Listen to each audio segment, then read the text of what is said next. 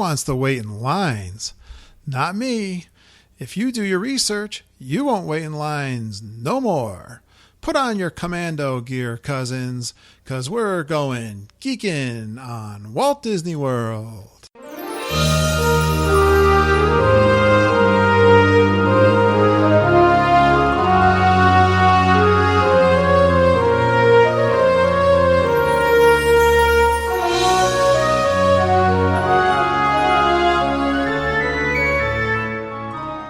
Lindsay, we're really going to get geeky tonight.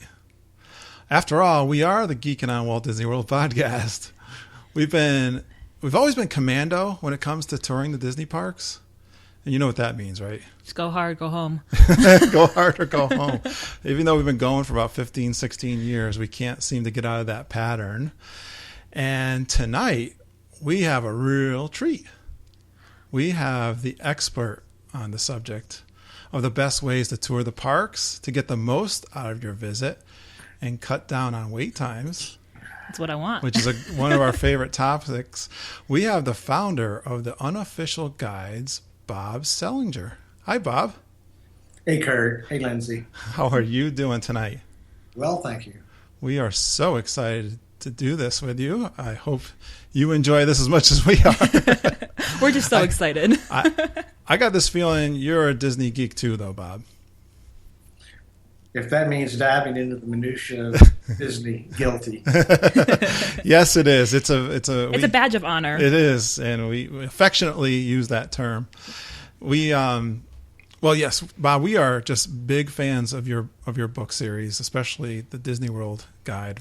My wife and I know when we went, we had never been to the parks until we were, I don't know, like in our 40s. We always wanted to go to Disney World. My wife especially did a lot of research, and your book it was then and still is the number one source that I find out there. So we really appreciate that book. I actually buy it for my wife every single year. Well, thank you so much. That's very kind.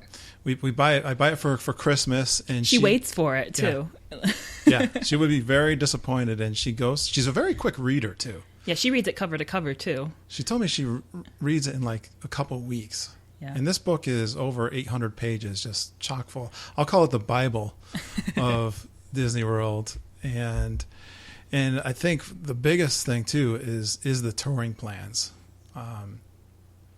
But we really want to get into some of the technical aspects of this with you, Bob. Are you game? We'll try. All right. Lindsay, why don't you go with your first question? We'll kind of alternate here with our questions. Yeah. Okay, Bob. The first thing we want to know is what's your personal history with Disney World? I guess my personal history started when I took my children down there a long time ago. Spent a bucket of money and they could see about 5 rides the day I was there. How long ago did you go, Bob? Do you remember the time period? Oh, it would have been in the late 70s. Okay. So, yeah, I think actually it was before Epcot opened. Sure. Wow. But in any event, I just was appalled after spending all that money and not being able to see much of anything. Mm-hmm. You're right. You felt unorganized? I did. Yeah. It felt terrible. But at the time, I was teaching in the business school at Kentucky State University and was teaching marketing research and statistics and production management and stuff like that. So right. I knew that there was a way to develop a model that would move me and my children counter to the flow of the crowd so we wouldn't have to wait all day in lines. Now, at this time then, where you were primarily thinking of Magic Kingdom. That's correct.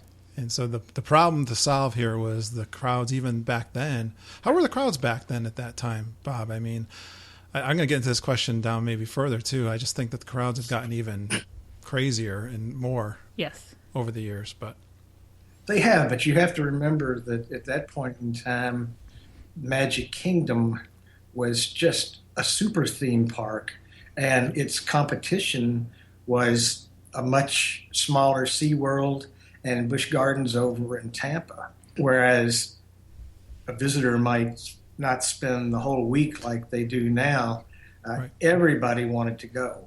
Right. And likewise, during that period of time, most of the attractions in Florida were down in the Fort Lauderdale to Miami area. So if the Magic Kingdom, being one park, could make a good one-day stop on the way down, it was a great way to break up your drive. Oh, very interesting. yeah, that is I like really that cool to know. aspect. I've never heard someone talk about that before. So that's cool. So the answer to your question is that the crowds were huge. Yeah, They were huge. Yeah, they were comparable to what we have today. Okay, yeah. If you take into consideration the capacity of the park and there being less attractions. Right, Yes. one park, only one park. Only one park. And I know they didn't have the fast pass system, I would imagine, obviously, back then. No fast pass system. there was a different ticketing system, or am I right about that? Yeah. Yeah. Yeah. Now, the My lines, recollection- you basically had to wait in line for everything, I would imagine, back Yeah, you then. did. You had to wait in line for everything. And that's been so long. I don't remember if they had the ticket books like they had at Disneyland at the time. Yeah. I'm sure you guys being geeks and all probably know the answer to that one. Don't be so sure. You Yeah. know, we're still one of the fun things about doing the podcast is, yes, we know quite a bit and we read a lot, but we always learn something too. Yes. There's always something to learn, hence the book. Exactly. Do you still vacation down in Disney World, Bob, or what's your connection today? And how often do you Most go? of the time I'm down there, I'm doing revision research or some other type of research for the book or for the touringplans.com website. Right. I'm down there several times a year, and like you, am a DVC owner, and that's been a boon. I think that we were in on the very ground floor of that at a time when they actually provided free admission to the parks for DVC owners. Wow. I like that perk. I Yeah. know. We wish, right? And we were so happy with our $150 discount on the annual pass. Yeah. There you go. And I got to assume then you own at Old Key West. Exactly. Good guess. And it's still my favorite. Oh, yeah. I was going to maybe get into this even a little later, too. I remember doing my research for DVC, and my wife and I, location was our prime thing. We loved the beach club. We had stayed at that. And we would have to get a used contract, and we were comparing the new purchases at Bay Lake Tower. And I can just remember reading a lot of information, going through your book, and also some boards, I believe it was, and just seeing the different amount of opinions, so people that might like Old Key West because of the quiet might not necessarily like what they call no theming, they were calling it the Bay Lake Tower. There just seems to be a lot of people with opinions. So to me, you got to gather a lot of different opinions and make your own. Decide decision. what you want the most. Yeah. Yep. You can't beat the location. But yeah, and for some people, that is a big part of it. So you don't have to take the buses. You can walk the Magic Kingdom. We that kind of thing. understand that. We know. But I know a lot of people love Old Key West for the size, and it's a beautiful resort. I've heard. I've never been there, but I've had people talking to people. They just love the design and the layout, and it's just a gorgeous place. Well, it's one of the few places where you can actually park right in front of your unit, whether it's a studio or a villa. Yeah, it's like a condo, yeah. Right? Yes. That's a huge perk, for sure. Beautiful. Do you take friends and family when you go? No, it's just unofficial guide, staff people, and researchers.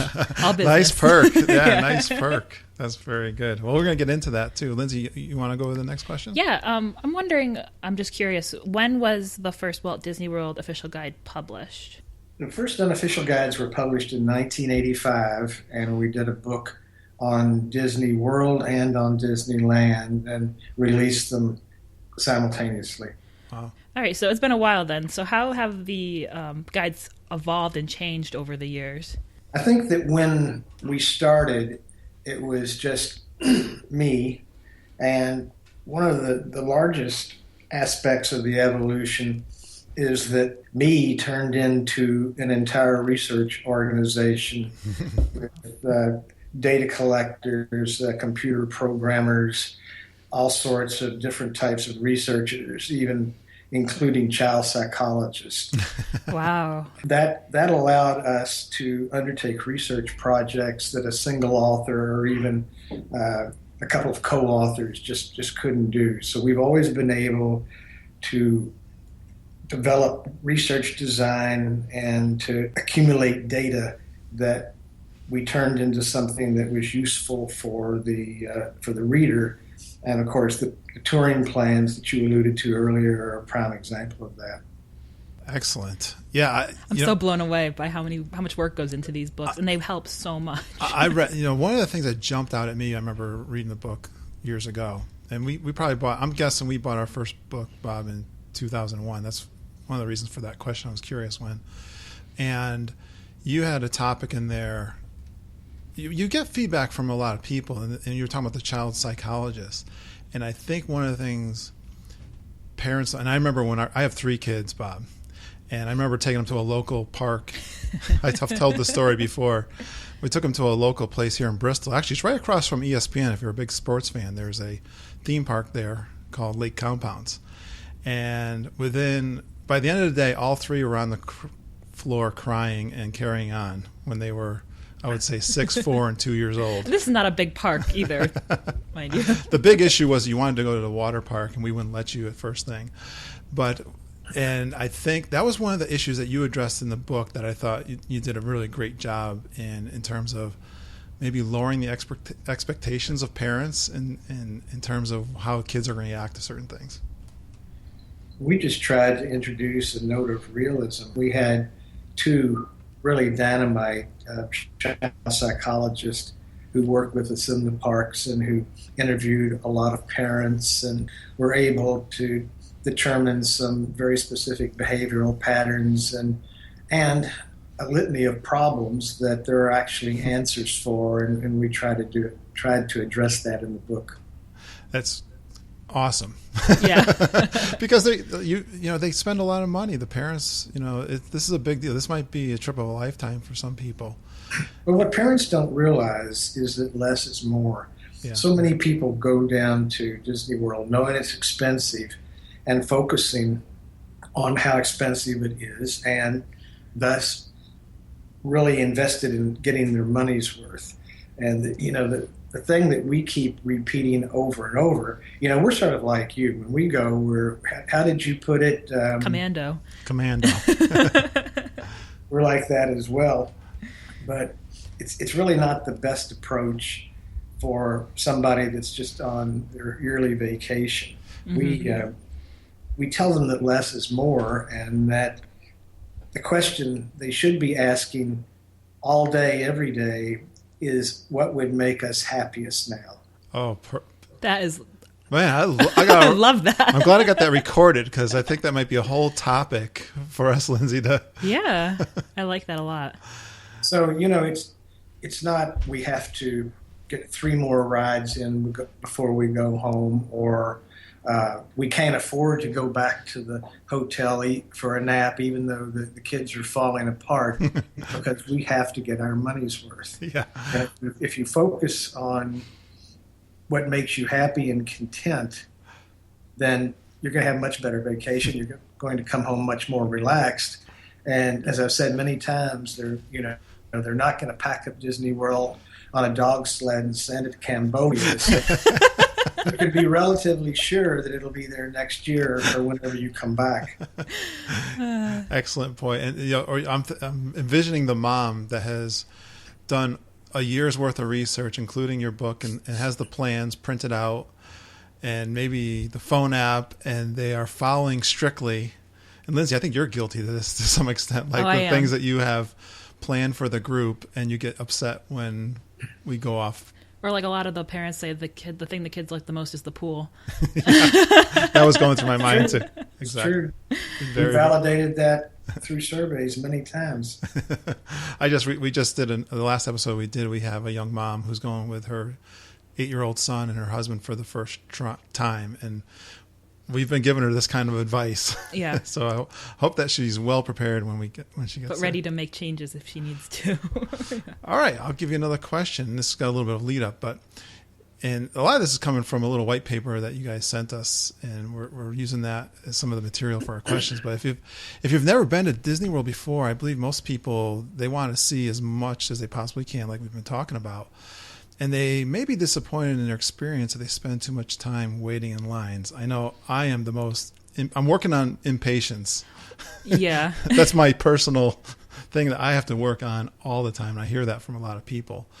And so, Bob, where would you rank this issue of waiting in lines as a factor for guests in terms of enjoying their trip? Is it a really important thing? Yeah, it is really important, but it correlates to something that has been substantiated by research, not only ours, but by many other researchers, is that the key dimension of satisfaction in visiting the theme park is seeing as many things as possible, doing as much as possible. And you do get into the production mentality there, but we're not talking about the psychology of going to the theme park. The number of things that you can experience in a day has been and still is the main indicator of satisfaction. Yeah, I had a conversation. Of course, I always run into people at work that are going to Disney World. I had one with a manager who came. He told me he was going. He came back, and we may talk about this in a little more detail. But he was a little disappointed. He was there at Thanksgiving time. Okay. Busy time. And he doesn't go very often, but he was in the line for the Fast Pass and had a 30-minute wait for the Fast Pass. Yeah. I don't know. Have you seen that or heard that kind of thing, Bob, in your research, especially with the new Fast Pass Plus system? Absolutely. And particularly if you're going to one of those Fast Pass kiosk systems where you're trying to change or obtain Fast Pass Plus on the same day that you're there, you can really get bogged down. They can only handle probably less than 50 or 60 people an hour. So yeah, it's easy to get bogged down trying to get a Fast Pass. It was not as bad when we had the old Fast Pass machines, because that was just a matter of walking out, putting your admission in, and getting your little return ticket and taking off. But now there are so many dimensions and details and hoops and so forth. And also it's very labor intensive because it takes cast members to assist in all of this that you can really get hung up. Yeah. I wonder if Disney, and this is a new system, what they're doing. I got to believe, I made a comment to them, if Disney's watching that, they're not going to be happy if the Fast Pass is 30 minutes long. Yeah. And they're going to look to fix it out. Do you get involved with that kind of discussions with Disney at all, Bob? I don't discuss it with Disney, but my take on Fast Pass Plus is that people who never were really capable, let me rephrase that, people that never understood the regular Fast Pass love Fast Pass Plus. They can do it in advance and it's all nailed down and so forth. Yep. But for veteran Disney goers, if you knew how to use Fast Pass Plus, it was much, much more efficient than if you knew how to use Legacy Fast Pass, the old Fast Pass, it was much more efficient than Fast Pass Plus. That's what we've pretty much heard from everyone we've talked to, because we were some of the veterans who used that old system and we loved it. Yeah. So. All right, Lindsay, you got it? Yeah, I'm wondering, what are some of the major factors that contribute to wait lines in the parks? Well, the popularity of the attraction, where it's situated in the park. Attraction like Spaceship Earth that people bump into at Epcot the minute they walk in the door is going to see a good crowd first thing in the morning. So the popularity, the location, and then the capacity, the ride engineering. You can take something like the People Mover or the Tomorrowland Transit Authority, as they call it now, in the Magic Kingdom, and you're never going to have a line because that ride is so efficient. Yeah. But if you've got a couple hundred families that make a beeline for Dumbo, that's a whole other story. It develops a long queue just because it's so popular, coupled with the fact that it's a low capacity ride. Mm-hmm. So Bob, do you track Brazilian tour groups? Yeah, they go cheerleading mob. groups. When I see a Brazilian tour group, I hide. Yeah. We had a cartoon in a past edition where this Brazilian, where there was a Brazilian woman with a flag, tour group leader, Yeah. and Mickey Mouse, and the referee was holding the Brazilian tour guide's arm up in the air as if she had just won a prize fight with Mickey. And that's pretty much we felt about it and still do. We wish they would be more accommodating tourists, but at least they don't bring their vuvuzelas or whatever they are. Vuvuzelas. As they blow at soccer games. Yeah, maybe they have. Hope they don't have them at Pop Century. My wife and I are going to be staying there when we drop Lindsay off for the college program. There's going to be a lot of young kids around, so you might be careful. Well, sort of a follow up to that question. Have you noticed? Lindsay pointed this out to me, and since we were talking about the Fast Pass Plus, it seems that an attraction like Pirates of the Caribbean, there's a line there that never used to be there. Am I on track with that assumption or observation? It depends on the attraction. Sometimes Fast Pass Plus is responsible for more people hitting the attraction at specific times of day than otherwise would have been the case. And there was hardly ever any sort of intolerable line at Pirates or at Haunted Mansion, but the Fast Pass Plus has sort of scrambled that egg, and now you'll bump into crowds. Yeah, I can't remember a time when we'd ever made a Fast Pass reservation with the old system for either of those rides, and now it's mandatory if we want to be able to see them without going crazy waiting in line. All right, Lindsay, you gonna ask the next one? Yeah, I'm looking at the cover of the book, and it claims that you can cut your wait line 4 hours per day. And I'm wondering, can you share some of the strategies and how did you come up with that 4 hour a day number? Well, that sort of goes back to the touring plan history. When I first developed the touring plans and subsequently a mathematical model, it was sort of a clumsy, time-consuming model, but on the other hand, it worked. And over the years, we field tested it. We used test and control groups, test groups that would have our touring plans, and control groups who just saw the park according to their own best knowledge. And we got that model to the point where we could save about 3 to 3.5 hours of standing in line on a moderate to busy day. Obviously, when the park is at low attendance, you can walk on to most things. So, but moderate to busy, we could save about 3 to 3.5 hours with that plan. Now, what happened is that I realized that the model was clunky and slow, and that there were some scientific breakthroughs that were being done by computer programmers that could generate a new algorithm for a new touring plan application that could very, very easily scoop our model.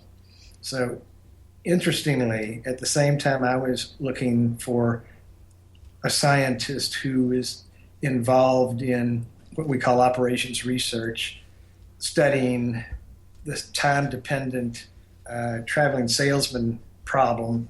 And I'm getting in the weeds here a little bit, but no, you're almost answering some of my questions.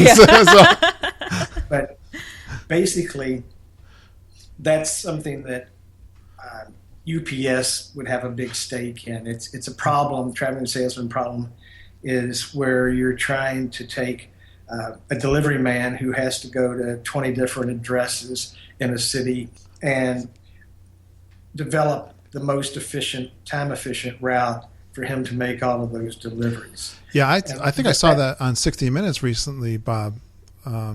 that UPS has a very sophisticated. They were talking about it. We studied it, and they've been improving on that. So I thought that was fairly recently. So how far back did you begin to work on this for your plans?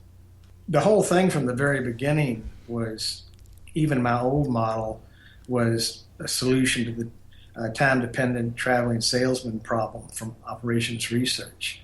So that had always been that we were trying to crack, but we ran out of up-to-date tools.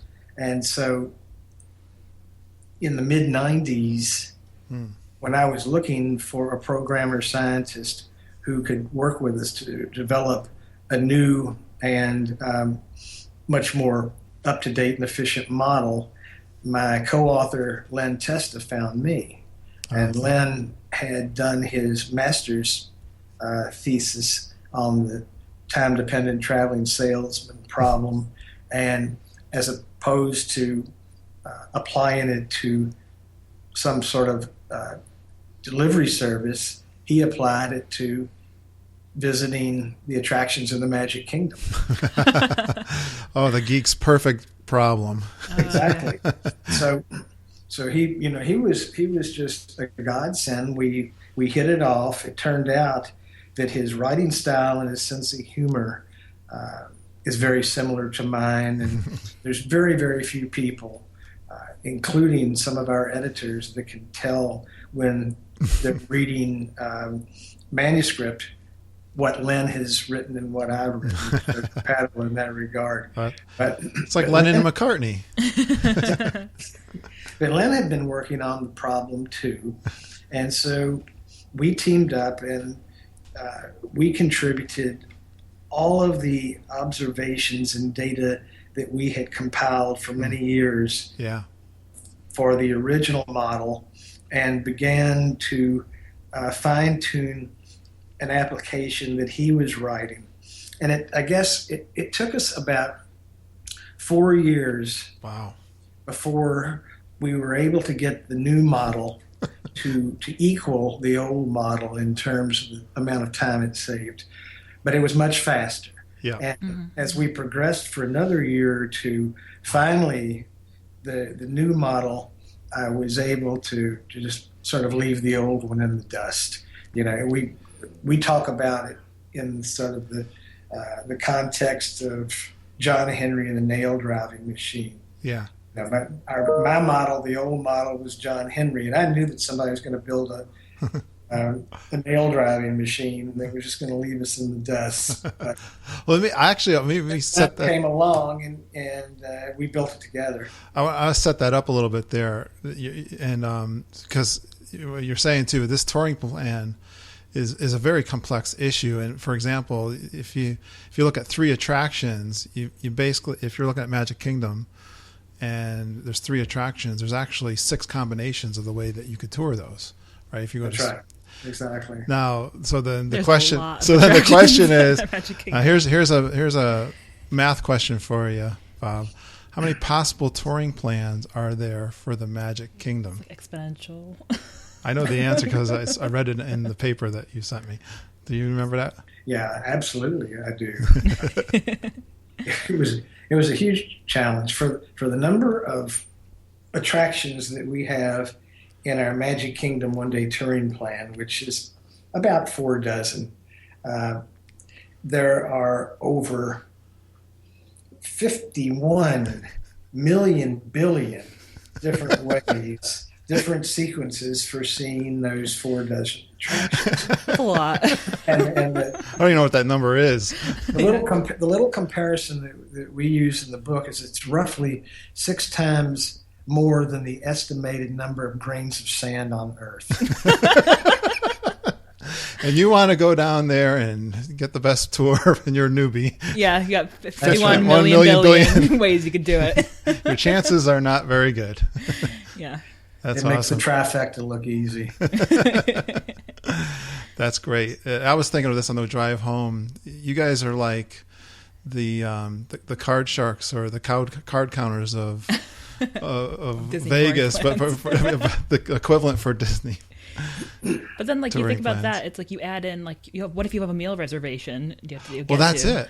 Like, how that makes it even crazier. Right. Not only is there 51 million billion combinations, there's also, he explains too that there's parades and meals and breaks in the fast pass. Yeah, our software that spits out these touring plans takes that into consideration, and it allows us to offer customized touring plans to people that want them. Now, the touring plans that we have in the book are absolutely the most efficient. If your deal is seeing as many attractions as possible in a single day, using the touring plans in the book will allow you to do that. But there are some things that you have to agree to. You have to agree to being there before park opening, Yep. and you need to agree to seeing these attractions in the order in which they're presented.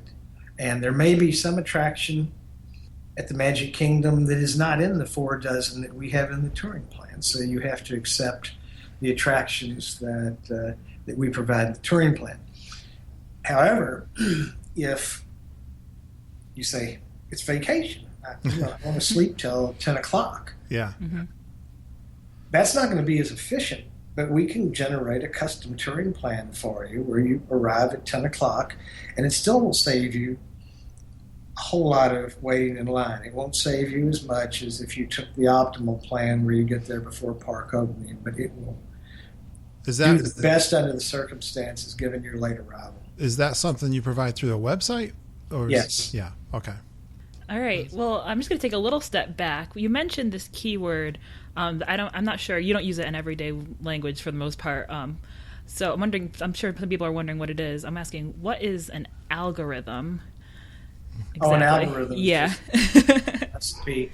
You may be taking a recipe in a cookbook and trying to make it, and you get to this point where it says, for the béarnaise sauce, see page 52. In other words, it references you to some other place in the book where there is this sort of little sub-recipe just for béarnaise sauce. And that's all an algorithm is. It's a recipe. It's a way of getting where you want to go faster. All right. Perfect. Thank you for putting that into nice basic terms for some of our listeners. Yeah. All right, Lindsay. Did you want to ask the next question? No, I think we already covered it pretty much. We wanted to know what the research and what types of data go into the touring plan calculations, and who does this research.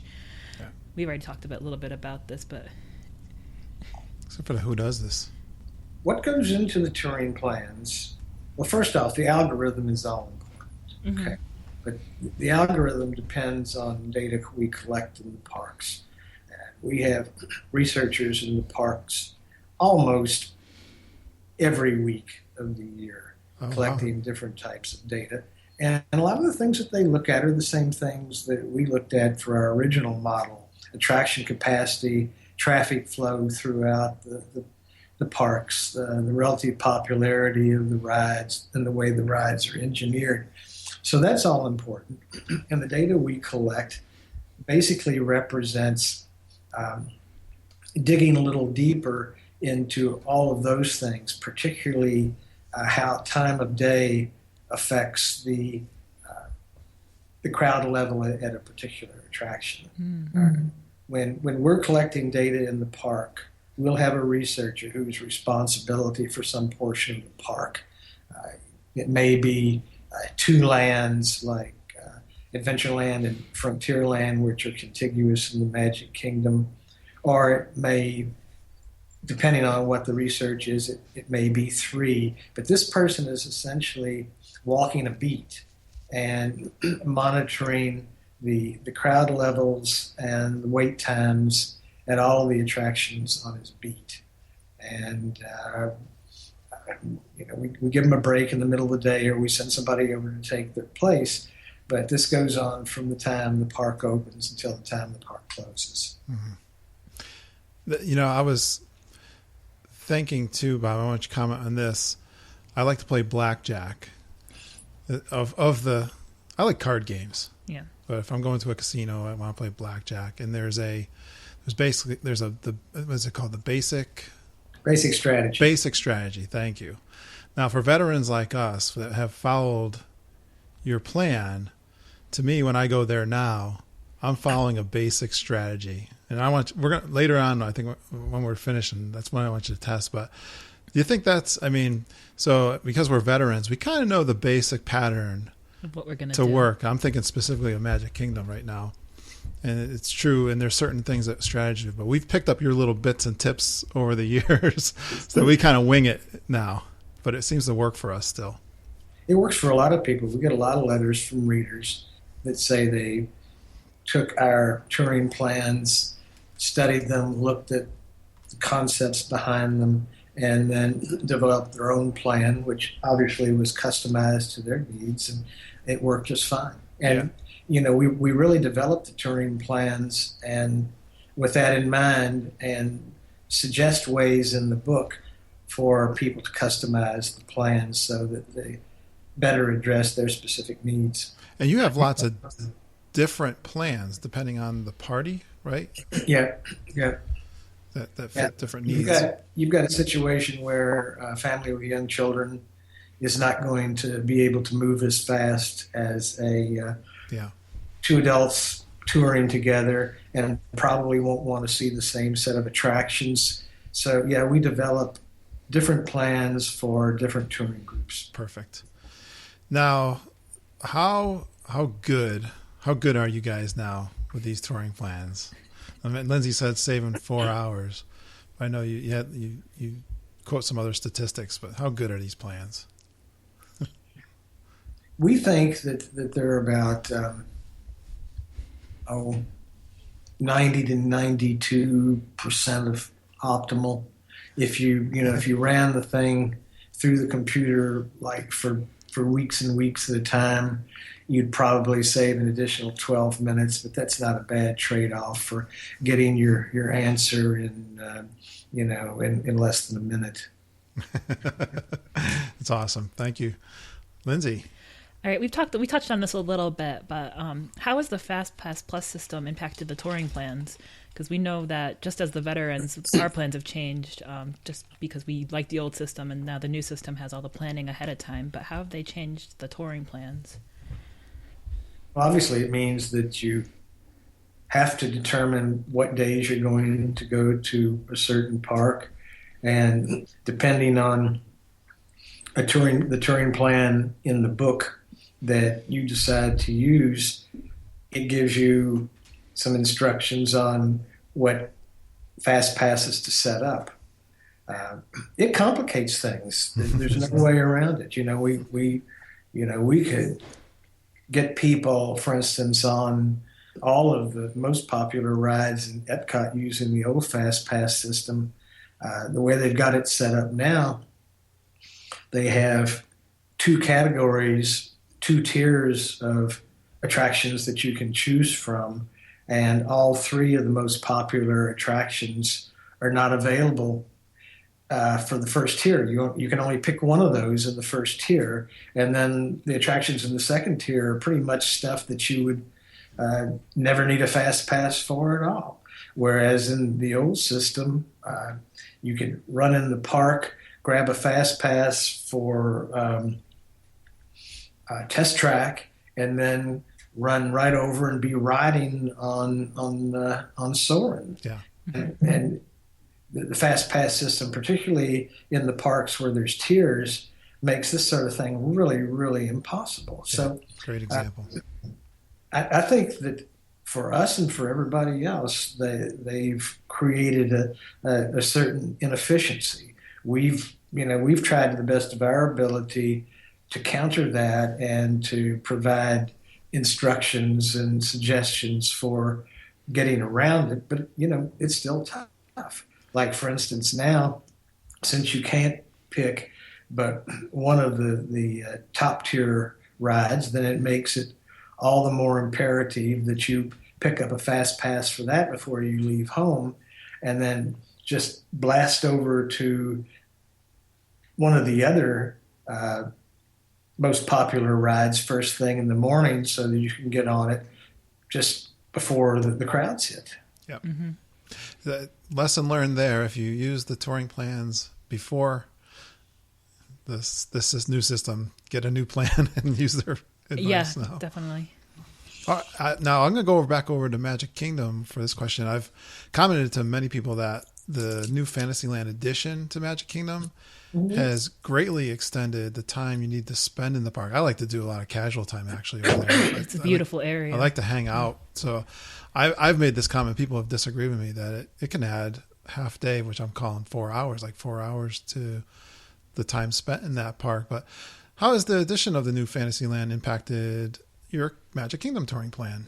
Well, there's some aspects, some features of the new Magic Kingdom, like particularly the Anna and Elsa meet and greet. There's 4 hours right there.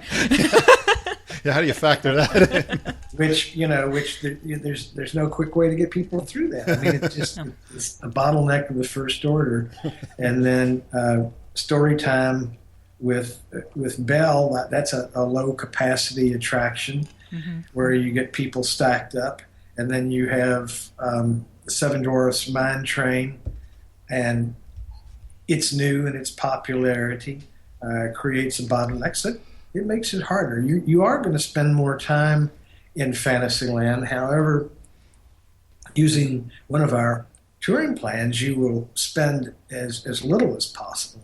Yeah. Mm-hmm. I always look at those people, especially in the line for Seven Mines, and because it goes all the way down. I look in their faces and try to think what is going through their mind that they would wait in that kind of line. I don't know what kind of person. What's wrong with my children? Yeah. Oh man, no, I know. We've never ridden that without a fast pass. No, we never will. Probably. We're pretty proud of. Well, Bob has taught us well. Yes. We do pretty good. All right, Lindsay. All right. This is kind of a huge question, so get ready. Broad. All right. Yeah. Can you really see it all? I mean, everything in a 1 week vacation. So this is all 4 parks, and I'm assuming if you have kids, you probably want to hit a water park or two, and maybe downtown Disney. So can you really see it all in 1 week? By all, you mean everything: the water parks, Disney Quest, downtown Disney, the whole shooting match, right? Yeah, that's a lot. We pretty much know the answer, but you can give us your commentary on that. There's this contest that Len runs where people try to see as many attractions as they can in the Magic Kingdom in a day. And it's pretty phenomenal how many you can see. On the other hand, it's something that no sane person would do. Yeah, I've seen that. If you want to have a vacation, then I'd have to say that it'd be a huge challenge, but it's not impossible. See, we're pretty much run ragged by the time we're done with our usual typical 10-day vacation, and we don't get to see it all. And we usually try to hit all the nighttime shows too. Really. Yeah, all the restaurants. Obviously. I mean, it would be like running a marathon. You'd be charging from one place to the other, and you would really have to pay a lot of attention to your logistics in terms of transportation and times of days that you went to one thing or another. And, the most efficient time, obviously, to go to a theme park or a water park is when it opens in the morning. And so if there are 4 theme parks and 2 water parks, and it's important to be at all of them early in the morning, you need at least 6 days to do that. You take big parks like the Magic Kingdom and Epcot, and it's really hard to see everything in one of those parks in a day. And certainly you can't see it in anything resembling a relaxing manner. No. And like you said, getting up early in the morning for the openings, and then there's all the late night shows. It's unbelievable. I like what Bob commented earlier. go again next year. Yeah. All right. Is not an ordeal. That's right. Is there a time when the parks are not crowded anymore? I've been making comments to people that it seems like the crowd levels have just gone from either crowded or insanely crowded. Would you agree with that? There are times, but it's not as in the past because Disney programs to fill their slower seasons. You know, that's the time of year they'll have big events at the Wide World of Sports, or alternatively run marathons. Thousands upon thousands of people take part in these races down there. Yep. So, you know, they're cranking up ways to fill the parks during what had used to be the slower times of year. Now, looking at that in a relative sense, obviously some times of year, even with Disney bumping up the attendance from what it used to be, there's going to be times of year that are slower than others. And, you know, some of the times of year are just really nice. I think the time after Thanksgiving and before Christmas week is just wonderful. Yeah. Mm-hmm. You know, all the Christmas decorations are up. The weather is generally good, and attendance is down in the parks. I think you still have to use your touring plans on those times. Because we went during an off season last year. We went mid-September, just the week right before the Food and Wine Festival, and I think we had one day where we would have said the crowds were bearable, and the rest were pretty crazy, and that was a low time. You had to exercise the touring plan. Yes. For sure. You can't make any assumption about crowd levels. We have on the website a crowd calendar that takes into consideration probably 2 or 3 dozen different factors to predict a crowd level on a given day. But things that most people don't think of are factored in that. Like there may be a huge convention at the Orange County Convention Center, and where the convention goers bring their families, and all those people come to Disney World while the business person is attending their meetings. So, you know, we look at all of these things, including school schedules, when school's out, when school's in session, and it's still hard. But you know, when you look at it in a relative context, and there are times that are less worse, shall we say. Exactly. Mm-hmm. All right, Bob, you did awesome in all of our geeky technical questions, I must say. It was so cool. So interesting. And we've got a couple, we reached out to some listeners in our community, and we got 2 of those questions we're going to run by you. One is from a good friend of ours, Lisa Green. They also just recently started a podcast. And her question was, how difficult is it to provide tips for all ages and life stages? That's one of the things I appreciate most of the books. I have several editions.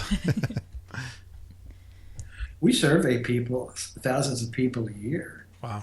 And that's, you know, that's where we're able to get our age group ratings for each attraction. Mm-hmm. You know, each age group tells us what they like, what they don't like, and how much they like it. So it's, you know, it's a labor-intensive thing. It's a matter of conducting the research and doing the surveys. But, you know, if you're willing to make that effort, you can get a lot of useful information, and then you can turn that useful information into any number of tips for a particular segment of the Disney-going public. Perfect. Lots of hard work. I've always enjoyed looking at all the little statistics on, like, before the ride experiences or before, like, the shows, just reading like, who likes what. And I always find that really interesting, even if I'm not in that age group. I like to look at all those statistics. Right. This question comes from Tony McDaniel. I'm just going to read it verbatim. What is your opinion on the future of Animal Kingdom in regards to the plan to keep the park open later with the Rivers of Light show, Avatar Land, and etc.? Will it be well received or panned by fans and critics? That's an opinion question. Well, I think that the question raises probably the key point, which is that the animal kingdom needs more critical mass before it's going to have any interest to most people in the evening. The animals go to bed. That's half of the reason you go there that is turned in for the night. Yes, the safari's going to close. You have to supplement the animals who are in bed with something else, and it's going to take more critical mass. It's going to take the Avatar Land. It's going to take a capstone nighttime entertainment spectacular, and probably even more than just those. Lindsay and I did the Harambe nights this past year, which we really enjoyed. I can't even put words to how much I loved that. Yeah, we had a good time with it. Disney did a really nice job with that. They do really good in-park entertainment, like street performers at Animal Kingdom. I've always loved that. So maybe a little more of that might be a little bit of a way to keep people in the park till the showtime. Right.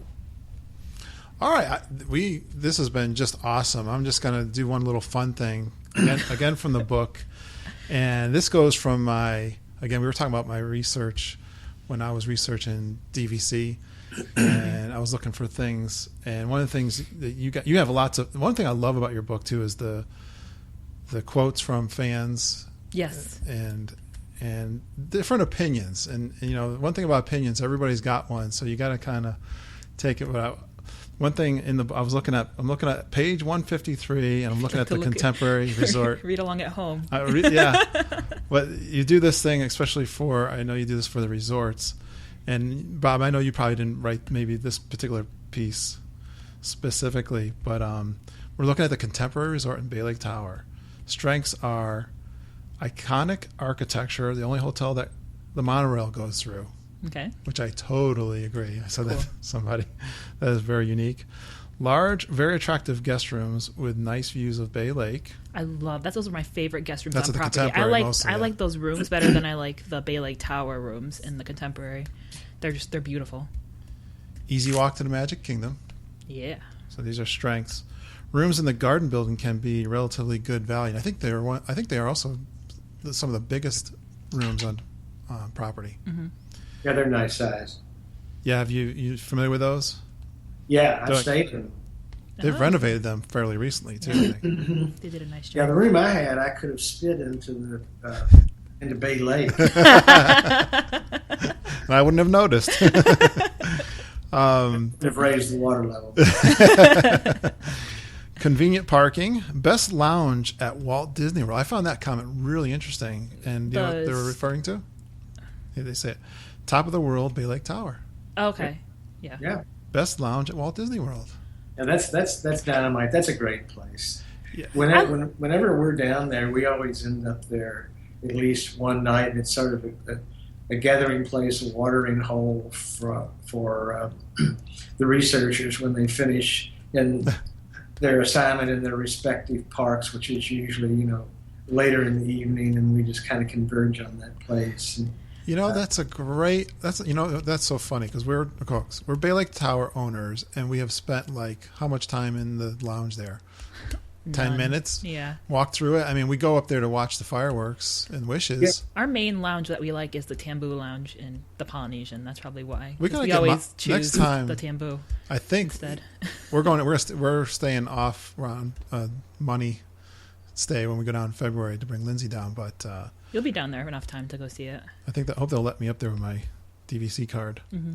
Recreation options on Bay Lake, which is the boats and that kind of thing. Mm-hmm. Boat service to Fort Wilderness Resort and Campground, which we finally took advantage of last trip, which I love that. That is awesome. Now, the weaknesses, Magic Kingdom view rooms mostly look out at the parking lots and are overpriced. I agree with that. Yeah. We found out, Bob, when we tried to book that, we were like 9 months, and we could not get the lower priced rooms at Bay Lake Tower. You really had to go at 9 months to get the lower point rooms. Yeah. Very small studios at Bay Lake Tower sleep no more than 2 people comfortably. I'm not sure about that comment. No, we went and used the studio. Well, there was only 3 of us, but yeah, you slept on the pullout. I'm not going to say anything about that pull-out couch 'cause I'm not a fan Maybe of it. But then we you do did fit in the room. Let's put it that way. It's just I didn't like You the think couch. for a DVC, I can understand the comment that it should be maybe a little bit more spacious. Yeah. Hordes of bugs are attracted to the garden building entry lighting. Boy, that's really particular, Bob. Maybe that's why we got spit. Maybe if you wouldn't spit out the middle of them. This one always got me when I looked into buying at Bay Lake Tower. The hallway decor at Bay Lake Tower can feel institutional. This was one of the big things that they said there was. They said it was no theming was the comment. It's just sleek and clean, and that's it. It's a hotel. It's pretty, but it's got those huge windows. Well, like Mom says, reach... it's the contemporary. That is the theme.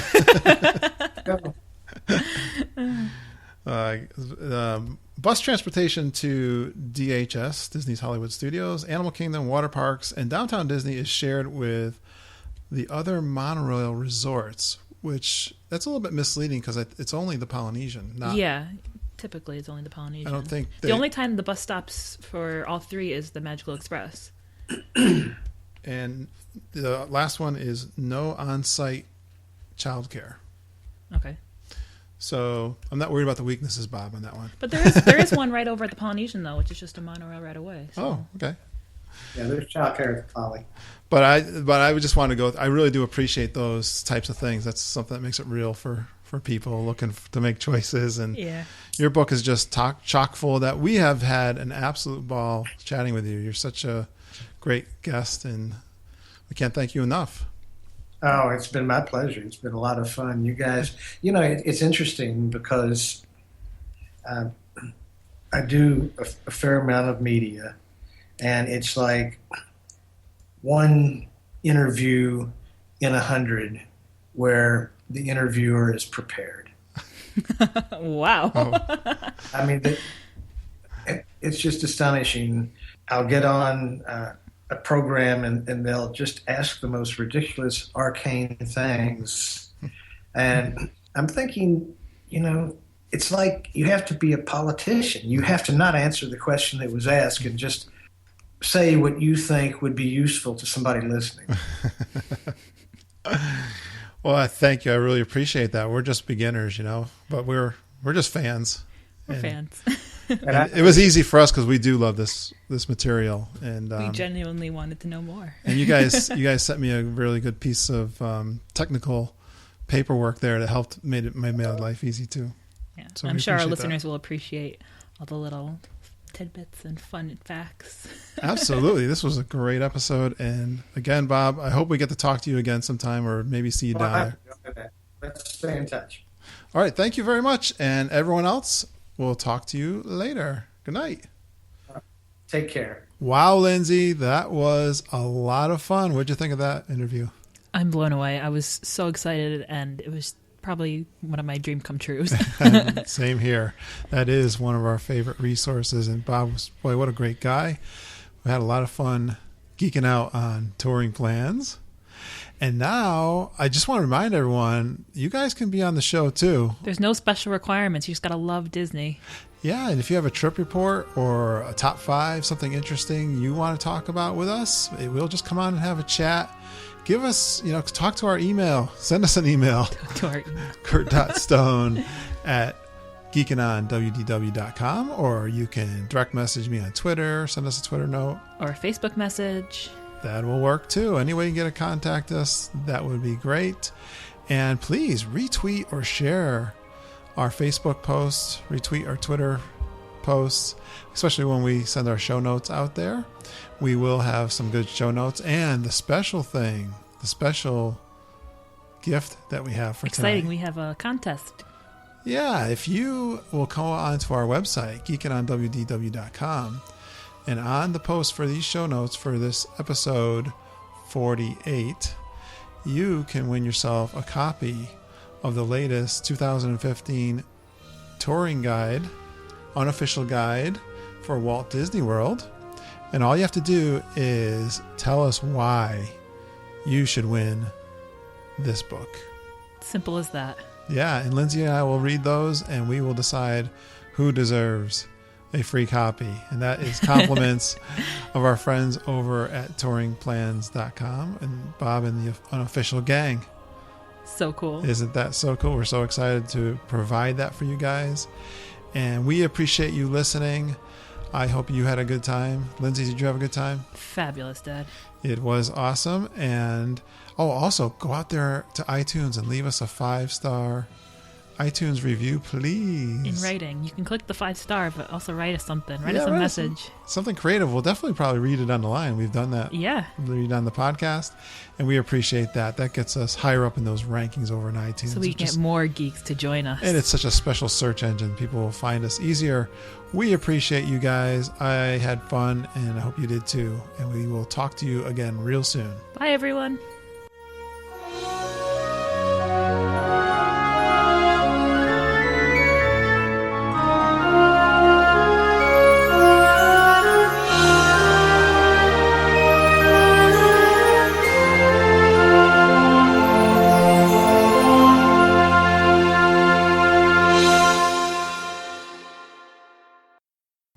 Conversation with you first, and then we'll introduce. Oh, Bob, how do you? I want to make sure I pronounce your last name properly. It's Selinger. It is okay. Yeah, the H is superfluous. I keep trying to sell it to the French, but they don't have any use for H's.